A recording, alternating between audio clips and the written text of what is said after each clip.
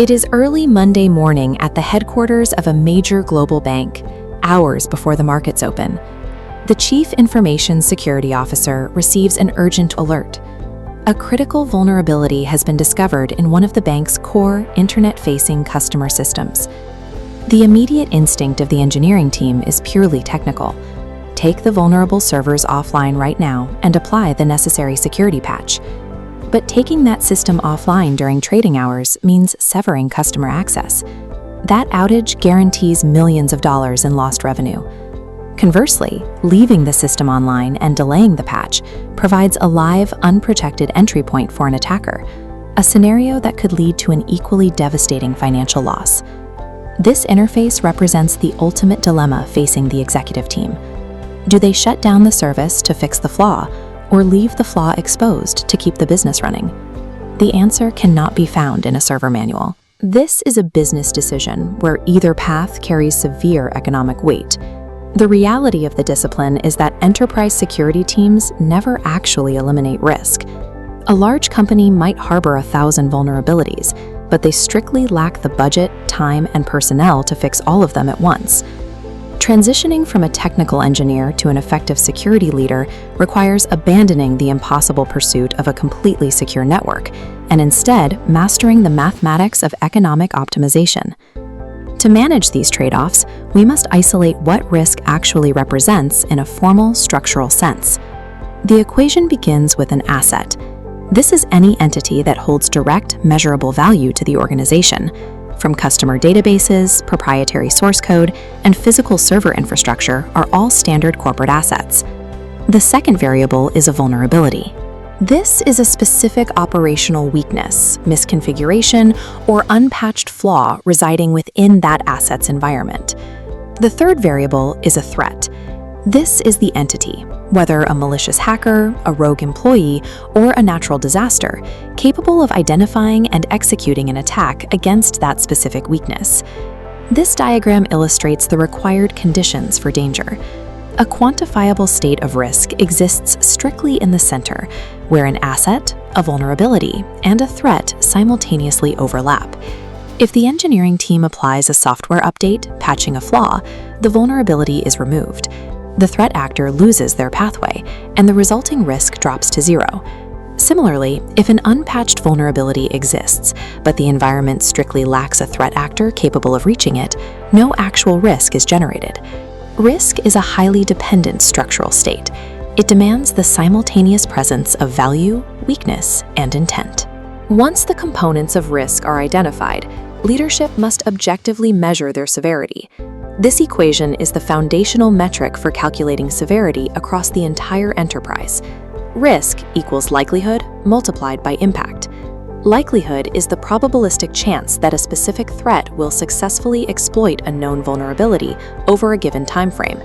Impact is the quantified financial, regulatory, or reputational damage the company will incur if that exploit is successful.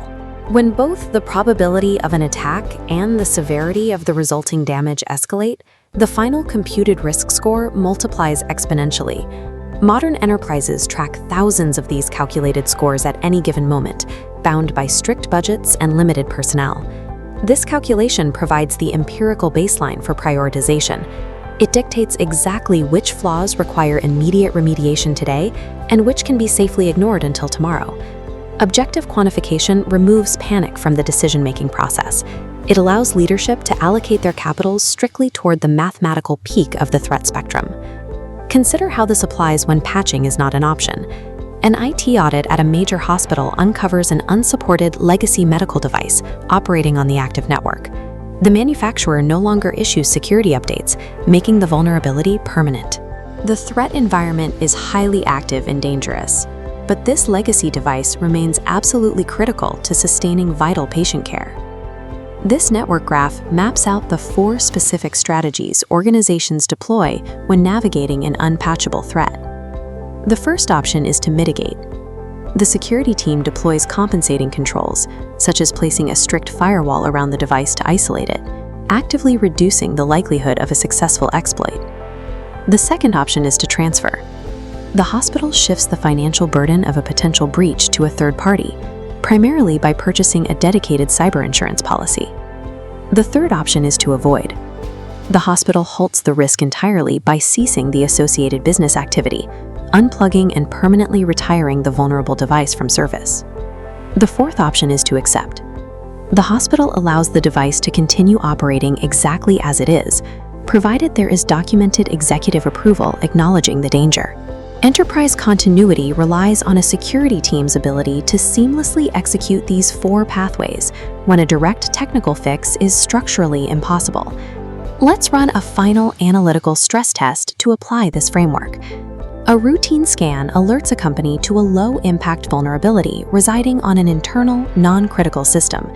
This scale measures the flaw's economic reality.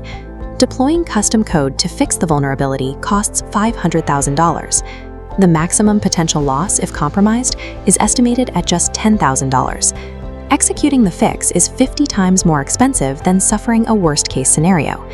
From an engineering standpoint, the system is flawed, but operationally, the strictly correct professional action is to formally accept the risk and do nothing.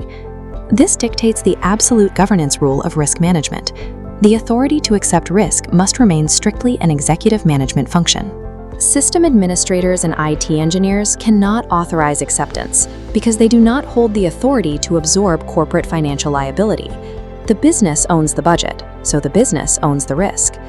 The ultimate goal of cybersecurity is not constructing an impenetrable technical fortress. It is intelligently measuring and optimizing corporate exposure, ensuring the broader enterprise takes exactly the right amount of risk to survive and grow.